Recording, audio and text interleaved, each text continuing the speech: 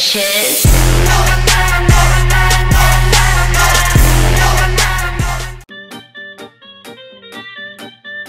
Alam naman natin na ang traffic sa Manila and we don't have the luxury to do our makeup at home. Parang na konti na talaga ako nag-makeup sa bahay. So dito sa video na tayo, papakita ko kung paano ka makakapag-makeup ng madali sa loob ng MRT. So tara, punta na tayo sa South Avenue!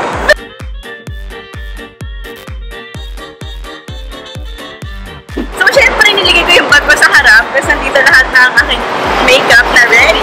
Habang nag-iintay tayo ng train bawasan na natin yung mga pawis natin para mamaya pagpasok, ready na tayo mag-simmer na. Siyempre mag-alcohol muna ng kamay kasi ang dumi kaya. Kasi hawak natin yung face natin. And then gagawin ko, spray ko lang yung aking facial mist sa aking face para ma-prep yung skin for makeup. Pag masyadong malayo, baka mabasa yung katabi mo. So next, ipa-prime natin yung ating T-zone. Mga madalas mag-oily. Mas okay na malapit ka siya may ganito para dito ka kakapit. Ganun.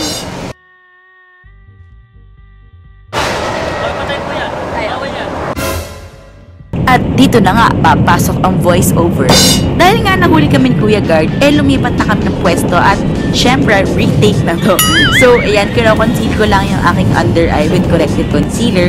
And ngayon, gagamitin ko yung Maybelline Fit Me Foundation Stick. Sinend to sa akin ng Maybelline para i-review. Perfect talaga siya sa ating mga on-the-go girls na katulad ko. So, yan, ilalagay mo lang siya sa areas na gusto mo lagyan ng coverage. Medium coverage siya, pero perfect na to para lang maging fresh lang yung skin natin. Nga pala best, eto, wala na tong kapit-kapit, no? Dahil lumipat nga tayo, sa Panginoon na lang tayo kakapit. Swipe and blend lang, girl. Sobrang dali lang niyang gamitin. Blend, blend, blend ng malali. Ito yung mga pang everyday makeup, diba? Kavugera ka na dyan.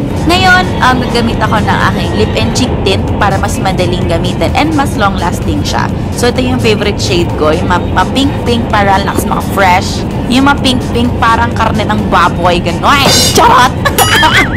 And ito, bibigyan kita ng malupit na angle para mas kitang-kita mo kung paano ako magkilay. I'm using the Maybelline Fashion Brow Duo Shaper. So, ginagawa ko, nilaline ko muna yung aking kilay. And then, gagamitan ko ng spoolie para ma-blend yung product para hindi siya harsh. Nilalaban ko yung pag-curl para mas buka yung lashes natin, para mas awake.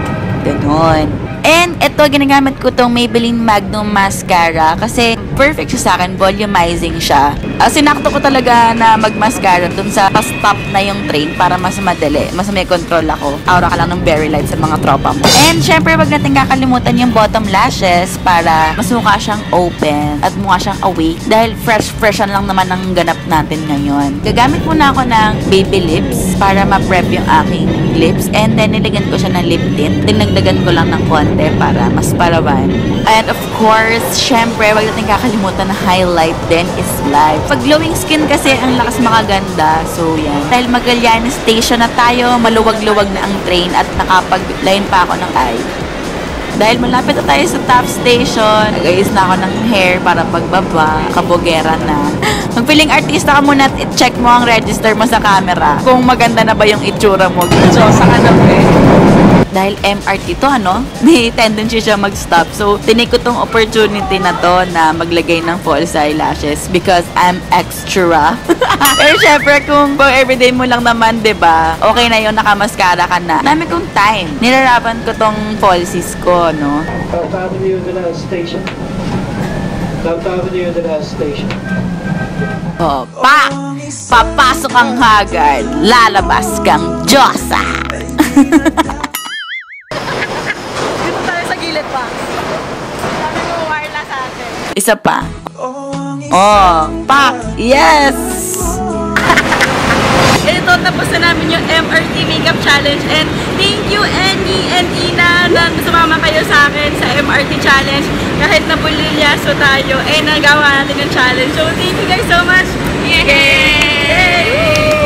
So, this is it for for today's video, and para na naman tayong 2015, dito na naman tayo nag-record sa harap ng laptop. I would like to thank Maybelline for sending me Fit Me Foundation Stick. So if you're interested on getting one, that's 399 pesos only. Available in 8 shades, so perfect siya sa ating mga Pinoy kasi medyo malawak yung shade range. So I also dare you to do the on-the-go makeup challenge. Pwede nyo gawin sa car. Hindi naman kailangan sa MRT para di na rin kayo matulad sa amin na pinagalitan.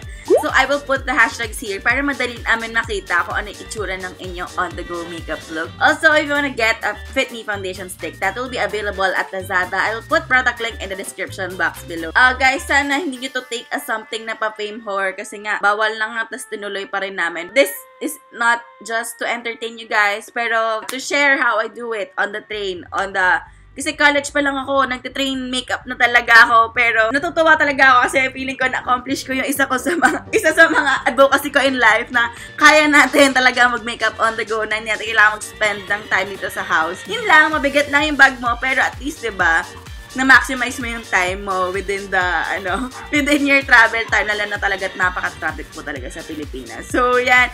Thank you guys so much for watching, and sana nagustuhan nyo itong video na to, and if you like this video, don't forget to give it a thumbs up, and don't forget to subscribe to my channel for more videos like this.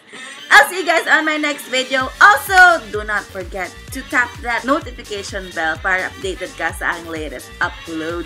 Thank you guys so much for watching, and I'll see you guys on my next video. Bye! Promise, may outro na talaga ako next time.